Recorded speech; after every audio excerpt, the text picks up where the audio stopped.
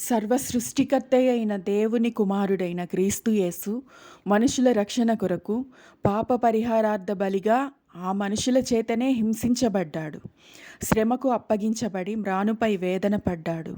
తన ప్రాణ బలి ద్వారా మనుషులందరి రక్షణ, నిత్య జీవం కొరకు అంతటినీ ఓర్చుకొని తన ప్రాణాన్ని అప్పగించాడు. ఆ తరువాత ఆయన మృతుల లోకానికి వెళ్ళి వారికిని తనను తాను కనపరుచుకొని వారికి ఉన్న చెరను కూడా తాను చేపట్టాడు. తిరిగి 3వ దినమున మరణమై ఉన్న దేహంలో నుండి సజీవుడై లేచి అనేక మందికి కనబడి వారిని ఆత్మలో బలపరిచాడు. ఎందుకంటే దేవుని మహారక్షణ కార్యాన్ని మొదలుపెట్టిన ప్రభువు దానిని కొనసాగించడానికి ఆయన ఎన్నుకున్న వారిని, ఏర్పరచబడిన వారికిని ఆ బాధ్యతను అప్పగిస్తున్నాడు.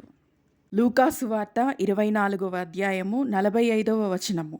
అప్పుడు వారు లేఖనములు గ్రహించున్నట్లుగా ఆయన వారి మనస్సును తెరిచి, క్రీస్తు శ్రమపడి 3వ దినమున మృతులలో నుండి లేచుననియు, యెరూషలేము మొదలుకొని సమస్త జనములలో ఆయన పేరిట మారు మనస్సును, పాప క్షమాపణయు ప్రకటింపబడుననియు వ్రాయబడి ఉన్నది. ఈ సంగతులకు మీరే సాక్షులు అని ప్రభువు తన శిష్యులకు చెప్పి వారిని తన సువార్త పని కొరకు సిద్ధపరిచాడు.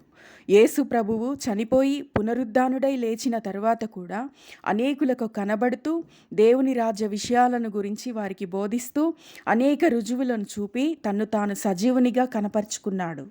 యేసు ప్రభువు తాను ఆరోహణమైన తరువాత పరిశుద్ధాత్మని గురించి ఆత్మలో కనిపెట్టి ఉండమని బోధించాడు.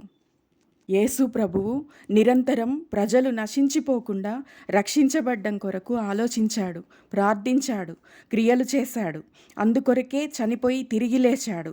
ఆ తరువాత కూడా ప్రజల రక్షణ కొరకు మనుషులను సిద్ధపరిచాడు.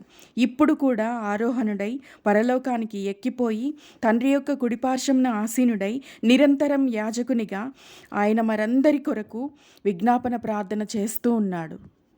ఇంతటి ప్రేమ, నమ్మకం కలిగిన దేవుని కుమారుడిని ప్రేమించడము, ఆయనను ప్రకటించకుండా అడ్డుపడి ఆయన చేత రక్షించబడిన వారిని ఆపడము అసాధ్యమైన పని. మీలో ఒంటరివాడు 1000 మంది అగును, 1000 మంది 10,000 మంది అవుతారని దేవుని మాట సెలవిస్తుంది.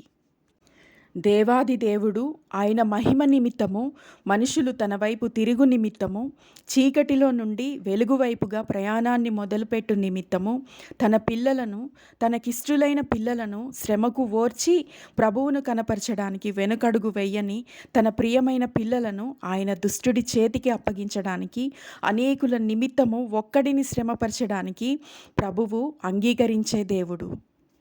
క్రీస్తు యేసు మన కొరకు బలి పశువుగా యాగమై మనకు దయచేసిన ఇంత గొప్ప రక్షణను, నిత్య జీవాన్ని నిర్లక్ష్యం చేస్తే మనం ఎలా తప్పించుకోగలము?